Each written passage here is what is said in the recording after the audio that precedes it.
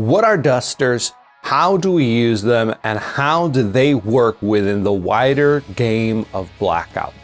These are the questions that we're going to be answering within this video. But before we jump in, I want to say a quick thank you to everyone that sent me their pictures of their beautiful, amazingly well painted, sometimes kit bash dusters to use for this video. Instead of just showing the box art or what I've done with my personal minis throughout this video, you are going to get to see what the community has done to make their dusters more interesting, more exciting, and stand out on the tabletop.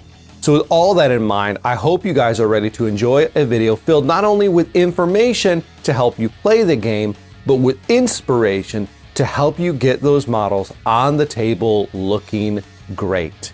Dusters in the world of BLKOUT are essentially large mechs that are single pilot suites. There's a lot of different variety within dusters. You imagine with all the different forces on Able, you have Boone that has just now come to Able. We have got the auspicious Chimera that are off on the moon of Able. And so who knows what kind of technology they're working with or what they're cooking up out there. But everyone has their own different flavor, has their own different style, has different armaments that they're going to add. The game doesn't necessarily have rules for all of this because it would kind of weigh it down at this point. Maybe we get that at some point, or maybe the game stays to its streamlined rules concept, and you and I can simply change these at home. We can model them onto our kits, or we can play with some homebrew rules if we want to for that added bit of fun if that's your thing. Now, dusters are piloted by unique pilots. They're handlers that have been given special augmentations so that they're able to pilot the duster. Not anyone can jump into a duster and be able to pilot it, much like not anyone would be able to jump into a fighter and be able to pilot a fighter jet. That just wouldn't be realistic. You wouldn't be able to do it. Not only would you not be able to effectively do it, you would have no idea where to start. I imagine it's something similar with dusters. We don't have a whole lot of information as far as how they're produced, where they're produced, or even how many there are. The fun part about that is it leaves it open for you to use your imagination, for you to decide to create your own little backstory behind your mechs, deciding if they're part of a larger team. Maybe there's a squadron of dusters and you want to paint them up to look like that. Maybe it's a lone duster. With the introduction of the headless coming to BLKOUT, that provides so many more options for dusters because they're kind of this ragtag group of revolutionary fighters. Obviously, that screams for kit bashing. What can you do with your dusters to make it look like they've stolen one from the UN and they've repainted it? They've maybe added their own embellishments to it. I know the guys that I talked to from the BLKOUT studio talked about the fact that, you know, if you had a Boone specific duster, it'd probably be kitted out with all different weapons because that's kind of the Mars thing. And let's be honest, they have some roots in the US military. And what does the US military love but attaching more weapons, heavier weapons, and adding firepower? There's a lot of options there. And the world of BLKOUT really hasn't dove deep into dusters at this point. It's given us enough to work with. And sometimes that's even better in my opinion. When it comes to how to play dusters, that's a little bit more complicated, maybe a little bit more challenging. There are rules for how you're going to be able to figure out if you use a duster in your gameplay. For just standard playing at home, playing at the club, playing with your friends, you basically, I would recommend talk to them and go, hey, I'm gonna bring a duster. If they're fine with that, they're fine with that. Normally you have a duster and they have a duster and it kind of offsets whatever else you do. There's also the option of instead of taking one unit, you can replace that with a duster. Now that becomes a little bit more complicated because there's some units that a duster is just massively overpowered over The difference being the Duster can't use things like battle drills, can't use the force rule for any team, stuff like that.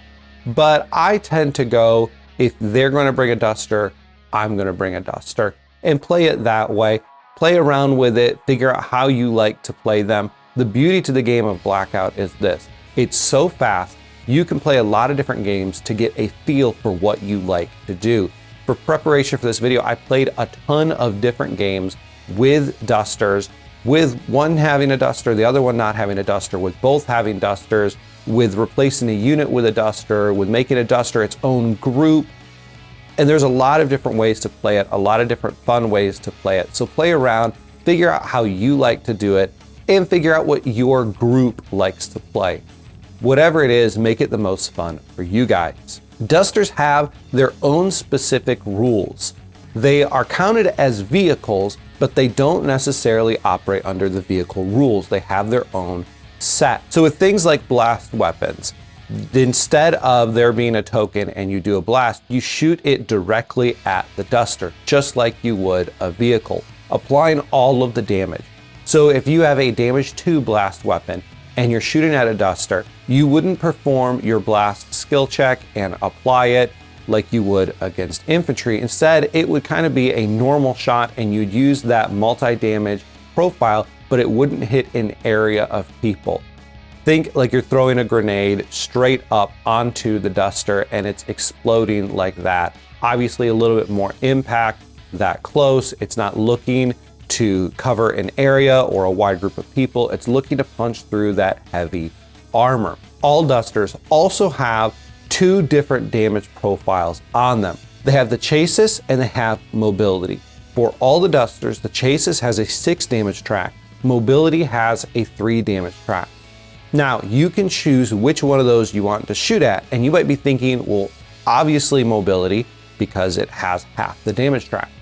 But in the rules, you can only shoot at Mobility if you can see the entirety of the Duster's model and base. This is kind of a good way to encourage you to get up and close, to use firing lines, but also as a Duster operator, it's a good way of kind of making sure that you're not just left out in the open and they can absolutely destroy you pretty quickly, because damage 3 really is not that much, especially when you consider that your Chassis has damage 6 and that makes you far more durable. Another rule for Dusters that's unique to them is that if they end their movement in base-to-base contact with an infantry model, they don't do the normal CQC or anything like that. Instead, what they do is they'll roll 1d10, and if it passes their skill, if it's equal to or higher than their skill, they will destroy that infantry model. This is a good way of just kind of clearing out enemy infantry models that are in the way. These Dusters have good skill, so it's actually not that far-fetched to be able to do this. If you run into them, you've got a very good chance of just kind of squishing them under your armored feet. On top of that, Dusters can also only make Overwatch and return fire reactions to other vehicles, meaning that they can't Overwatch infantry. This really helps infantry be a lot more survivable. Otherwise, Dusters would absolutely clean the table and it would be no contest. They'd be really, really hard to bring in anything but massive sized games, to be quite honest, or just Duster on Duster combat. But this way, it gives your infantry a little bit more of an ability to play the game with Dusters on the field. But they are able to return fire and Overwatch against other vehicles, i.e. other Dusters. All these Dusters also have combat loads. They've got their own special set of combat loads that they can access, and every single one of them has 3 combat loads, so they can go into their armory 3 times. This is probably the biggest key to Duster play, as we're going to talk about in a minute, because their armory is absolutely insane. Every single item on there is amazing. Every single item helps them in a multitude of situations, and I think it's really what gives these models their flavor. Finally, for the Duster rules, before we get into their profiles and how to play them, is the fact that Dusters can only make 1 shooting action. It doesn't matter how many weapons they have on their card. they can only use one of them for one of their shooting actions. And if they choose to use one of their combat loads that is a weapon, that is the weapon they must use during their shooting action. So be aware of that. That can get tricky when people see multiple weapons on a card. You still only get one shooting action, so you cannot do all of your weapons or anything like that.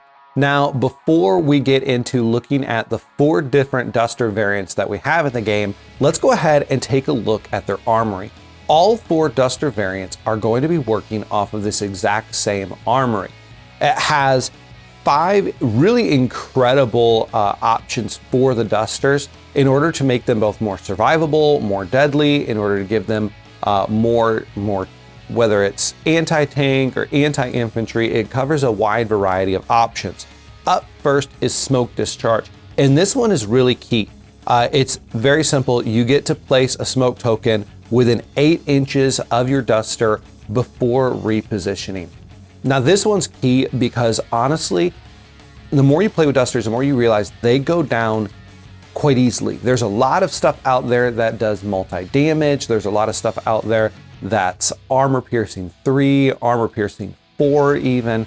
There's quite a few options out there that if you combine fire on a duster, you can really take it down quite easily. And so this allows it the ability to move around, to get rid of sight lines, to give itself some cover, and to be able to place it within 8 inches is a massive range and makes it extremely valuable. Second up is the toe. Now this is 8 to 32 inches, damage 3, armor piercing 2.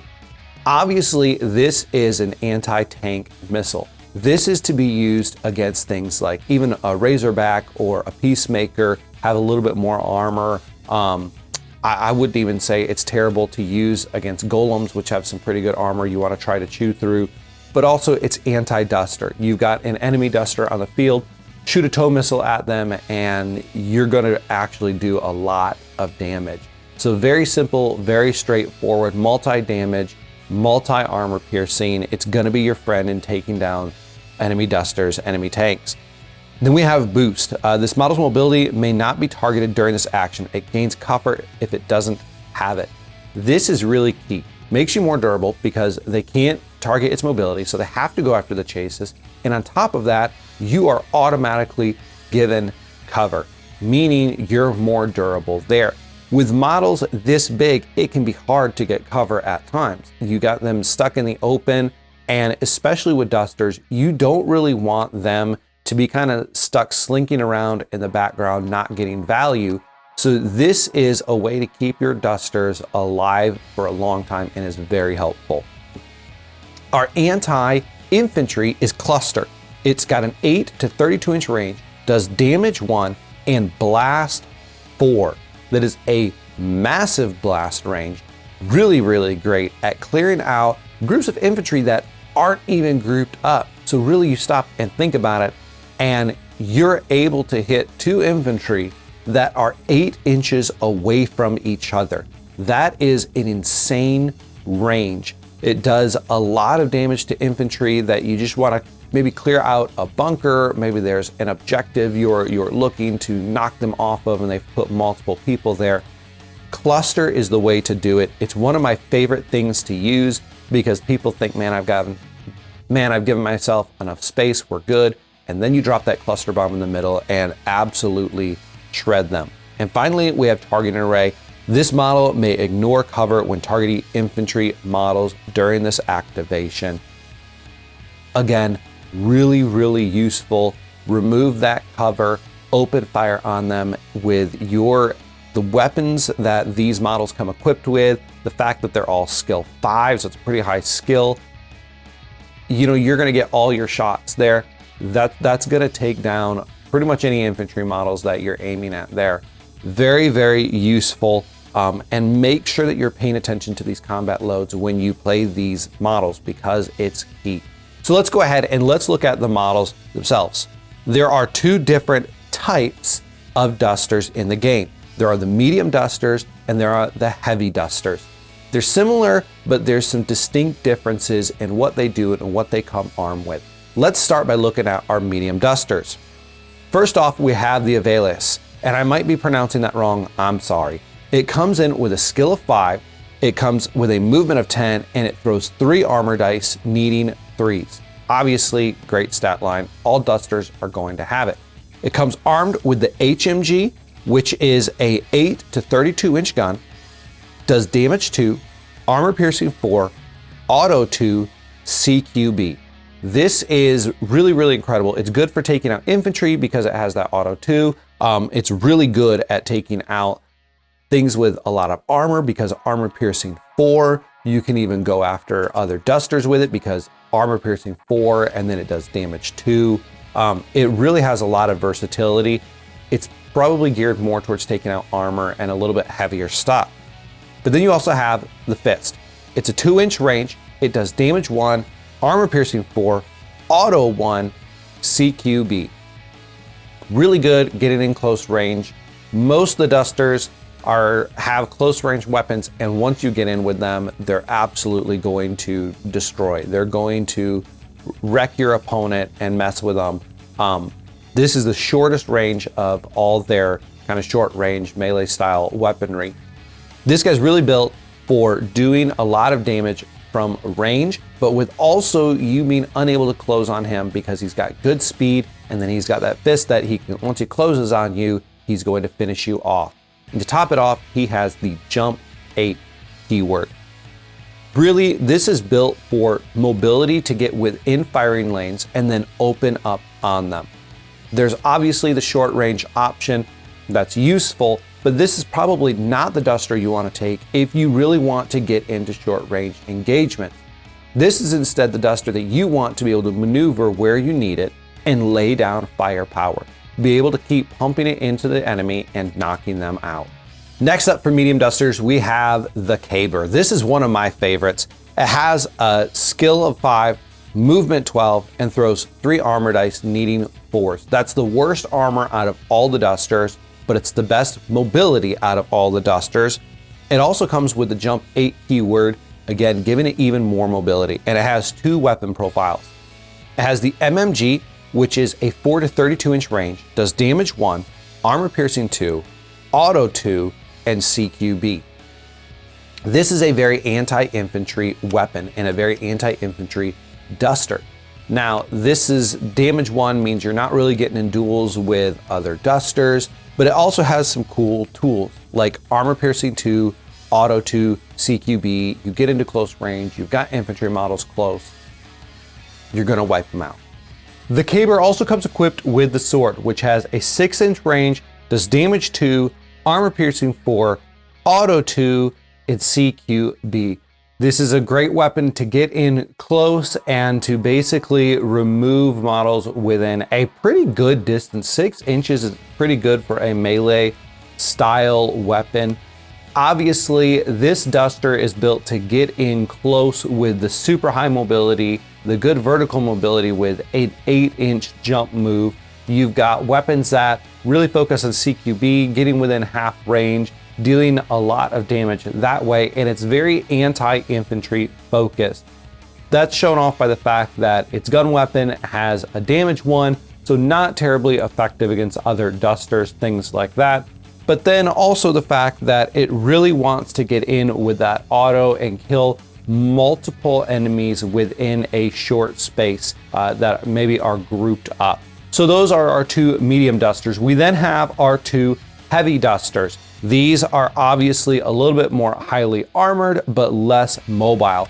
First up, we have the Mattis. It's got a skill of 5, movement 8, and it throws 3 armor dice, needing 2s. That's some incredibly durable armor right there that can be hard to get through. It has 2 weapons. It has the 30mm, which is a 12 to 48 inch, so longer range, but at short range, really can't use this. It does damage 3, armor piercing 4, auto 1, but has the deployed keyword, meaning if you move, you're only rolling 1 dice. So that can take away some of its effectiveness and can mitigate some of the damage it can do. But if you can set this thing down to control some sight lines, it really works as a massively overpowered turret, shutting down entire sections of the board, because if you get within its range, it still has good mobility with the 8 inches. It can move, take one shot. It's got a high skill, so you've got a good chance of blowing something up. Not totally ineffective, but that deployed keyword does really hamper its long range effectiveness a little bit. It then also comes with the axe, which is a 4-inch, 2 damage, armor piercing 4, auto 2, CQB weapon. This is a brutal one. Again, it has good mobility. 8 inches is nothing to scoff at. That's a pretty good mobile unit that you can use to get in close and then use that axe to absolutely cleave things up and wreak havoc. It comes with a jump 4 keyword as well, giving it just a little bit of vertical mobility, obviously not as much as our medium dusters. Then finally we have our Topor. Now the Topor is skill 5, movement 8, throws 3 armor dice, needing 2s. Again, some crazy good armor there. Comes with 2 weapons as well. It has the 30mm as well, 12 inches to 48 inches, damage 3, armor piercing 4, auto 1, deployed. That is, again, a massively damage dealing weapon, but a little bit is mitigated by that deployed keyword that can make it a little bit harder to use. But it also has the MMG. So instead of having a closer range weapon, it has 2 long range weapons. The MMG is a 4 to 32 inch, damage 1, armor piercing 2, auto 2, CQB. This kind of rounds itself out. It does a lot because it has the 30mm, which is great at taking down armor, and then it has the MMG, which is really good at taking down infantry. So those are our 4 options when it comes to dusters.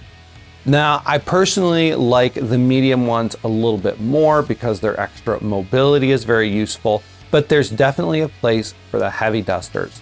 So the last question we really need to ask is, how do I play my dusters in order to be effective? If you've played a lot of games with BLKOUT, you've probably realized that by turn 2, your duster is scrap metal. A lot of times this happens because they're massive targets. They're just sitting there and your opponent is going to key on them. There's a lot of weapons in the game right now that are pretty effective at getting through armor. Unlike a lot of games, BLKOUT is really built to be lethal. It's not built to have a lot of sustaining units within it. Armor is not overpowered at all. Even something like those heavy dusters that are rolling 3 armor dice, needing 2s, there's so much out there that has a lot of AP. There's so much out there that can mitigate armor, that can use sustain to make you to reroll successes, things like that. So especially if you're getting through something that's a damage 3, I mean, all it takes is 1 bad dice roll and half of your health is gone for these guys. So how do we use them in order to be effective, in order to keep them on the board playing to late in the game? First off, I don't really know that that's always a viable strategy. In BLKOUT, you cannot get caught up in how do I keep everything alive? It's a lot like chess. You've got to be willing to sacrifice things. You've got to be willing to really do a cost analysis. Am I losing my dusters as much as I love them, as much as I want to keep them on the board? Am I losing them in a way in which it's cost effective? I'm gaining more than I'm losing. If you can soak up so much firepower with your dusters that it allows you to take board control, it allows you to take objective control, it allows you to really set a trap so that you're forcing the enemy to really focus fire on one thing, and you've kind of surrounded them, or you've moved your guys and that they've ignored your infantry models, they've ignored the rest of your forces, and they're able to do work, then your duster dying is well worth it. Other than that, make sure that you're not just kind of sticking your duster out in the open and expecting it to just survive. Unless, of course, you're going to be using some of its more durability focused loadouts, in which case, you can do that a little bit more, using that smoke token, giving it cover, things like that can help. But make sure that you're supporting your duster. The biggest issue I see when people play dusters is they throw them out there and use them on their own. They kind of operate as lone wolves or as islands to themselves. Because they are such a powerful model, people think, oh, I don't need to really support them. They're going to go off and they're going to do their thing. Sometimes that's the case, but other times you need to support them with another infantry unit that's going to provide cover fire, that's going to be able to cover sight lines. So if an opponent wants to take a shot at your duster, they're going to pay for it. There's going to be some overwatch, or there's going to be some return fire from your infantry models that can actually return fire. Another thing to do is put your dusters on your flanks. Use them on the outside, especially your medium dusters, because then you're going to face less opposition. By using the board edge, you've actually cut off sight lines for your opponent to be able to use in certain scenarios. The problem that people run into with dusters is they think that they can just lay them down and they're going to absolutely wreck the entire enemy force. That's not how BLKOUT is made to be played. Even though they're a massive mech, they're not super overpowered. They can be taken down by infantry small arms fire, especially with some of the rules that are out there, some of the access to armory that's out there. So you really have to make sure that you're playing them strategically. Always be using cover. These guys have massive movement, which means you should be able to be getting them into cover. When they pop out, make sure that they're getting value, but don't think that you can just leave them out in the open. They're going to soak up all the fire and they're going to walk through unscathed. Make sure you're playing them very strategically. And it's kind of that fine balance. Play them strategically, but don't be so scared of losing your duster that you don't use them effectively. I think pairing them up with teams that can really support them goes a long way. I think using them in the right moments, a lot like you would handlers, instead of needing them every single turn, use them in the right way. Hopefully this has helped you understand what the dusters are, maybe a little bit of how to use them. I'd love to deep dive more into dusters, and we're going to be doing that with our new Let's Talk Tactic series. I'm going to be asking different members of the community if they would be willing to sit down and have a conversation about how they would play the tactics or the strategy of a specific force, a unit, how we use different battle drills. We're going to be going through each of the main factions in BLKOUT and looking at each of them and completely diving into how do you play this force. If this is something you'd be interested in, then you need to join my Discord channel. This is where I'm going to get all the feedback for where we're going to decide who are we going to talk about, where I'm going to find people to come and join me in these conversations. Trying to do a lot on the Discord right now to be able to make sure that I'm making content that is useful, that is entertaining, and that is helpful for you, the hobbyist in your hobby. So join that. That would be a big help. And let me know if I missed anything with dusters. Let me know if I got anything wrong when it comes to dusters, and let me know what you'd like to hear in the future. Until next time, I'll catch you guys later.